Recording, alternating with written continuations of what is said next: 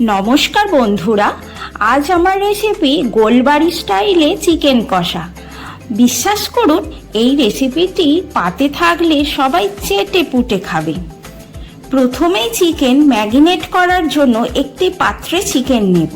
তারপর 1 চামচ আদা, 1 চামচ রসুন, 2 চামচ টক দই, প্রয়োজন মতো হলুদ, লাল লঙ্কার গুঁড়ো, কাশ্মীরি লঙ্কার গুঁড়ো, জিরে গুঁড়ো, মরিচ গুঁড়ো দেব।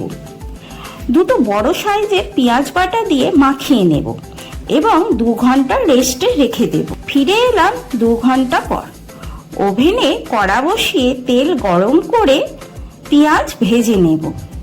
আচ্ছা, এইখানে একটা কথা বলি, যদি আপনারা ফেসবুক থেকে দেখেন তাহলে আমার পেজটি ফলো করে দেবেন, আর যদি ইউটিউব থেকে দেখেন তাহলে আমার চ্যানেলটি সাবস্ক্রাইব করার অনুরোধ রইল। আমার পেঁয়াজ ব্রাউন করে ভাজা হয়ে গেছে।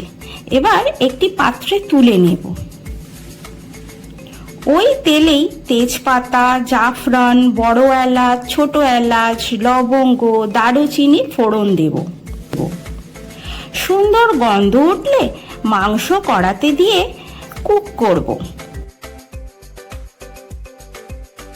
এইদিকে ভাজা পেঁয়াজ ঠান্ডা করে মিক্সিতে বেটে নেব। চিকেন বেশ কষানো হলে পেঁয়াজ পেস্ট দিতে হবে। আরও 10 মিনিট ধিমে আঁচে কষাতে হবে।